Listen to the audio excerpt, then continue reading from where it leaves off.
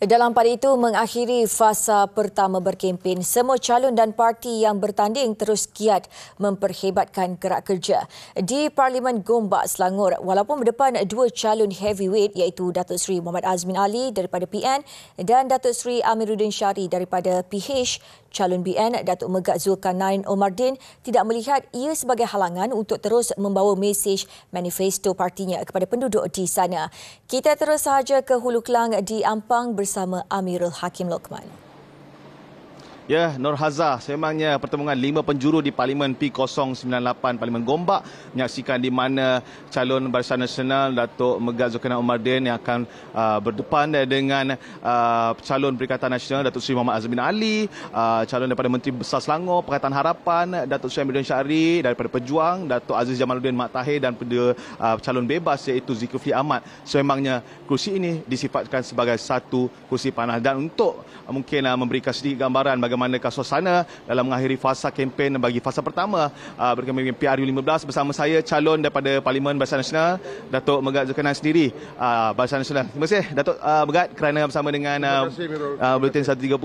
Datuk boleh mungkin melihat kepada fasa berkempen mengakhiri fasa pertama, macam mana penerimaan pengundi setakat ni daripada Datuk temui? Ya, alhamdulillah kita telah pun selesai fasa pertama hari ini genap.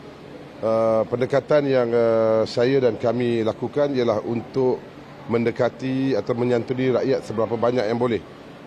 Kita telah turun ke semua tempat-tempat yang sememangnya ramai masyarakat berkumpul, pasar pagi, pasar malam, gerai-gerai yang menjadi hotspot. Dan apa yang saya tertarik ialah saya dapat melihatkan sikap pengundi yang berbeza dibandingkan dengan pilihan raya yang ke-14. Dia more responsif, mereka menerima kita dengan baik, mereka melayan kita, sanggup meminjamkan telinga, mendengar apa yang kita nak sampaikan. Jika dibandingkan dengan PRU yang lepas, kita boleh nampak mereka agak sedikit dingin, they try to pull the distance. Tapi pada kali ini, tak kira sama ada ianya pengundi warga emas, pertengahan ataupun pengundi muda, very responsif. Ada yang belum sempat kita jumpa BN, kita nak balik BN memerintah. Dan ini saya fikir adalah tanda-tanda awal yang memang kita membentuk positif. Dan but we are not overconfident. Kita tak perlu terlalu confident, malahan kita jalan terus program-program dan siri-siri kempen ini sehingga 19 bulan. Itu isu yang saya tengoklah mungkin dibangkitkan di penduduk sekitar Parlimen Gombak dan juga infrastruktur dan juga kesesakan lalu lintas macam lebuh raya MR2 ni.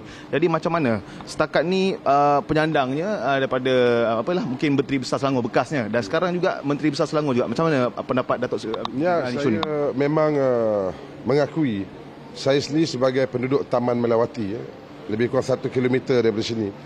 Di hadapan rumah saya tu, jangan cakap MR2, di hadapan rumah saya sepanjang jalan besar Taman Melawati, itu years, bertahun lamanya untuk mereka memperbaiki jalan itu.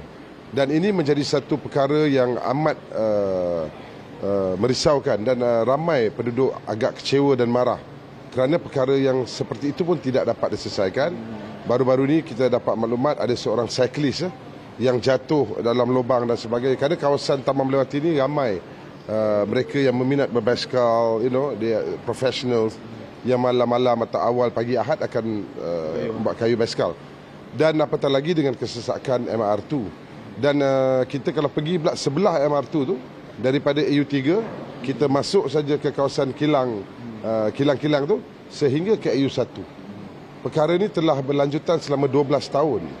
Dan tidak ada satu tindakan yang komprehensif, jawapan yang selalu berbolak-balik. Jadi saya fikir akhirnya rakyat akan membuat satu keputusan kerana they have given them time.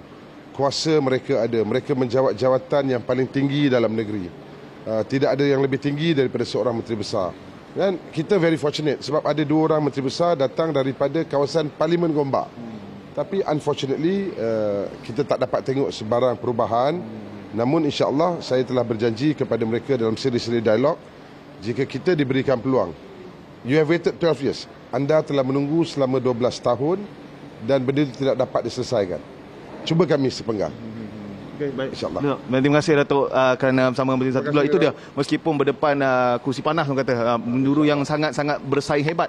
Datuk Megat daripada calon Barisan Nasional tetap meneruskan agenda dan manifesto daripada Barisan Nasional, kestabilan dan kemakmuran. Baik, terima kasih Datuk. Terima kasih. Itu dia saja laporan yang dapat saya berikan. Kembali kepada Nur Haza di Sipetah. Silakan.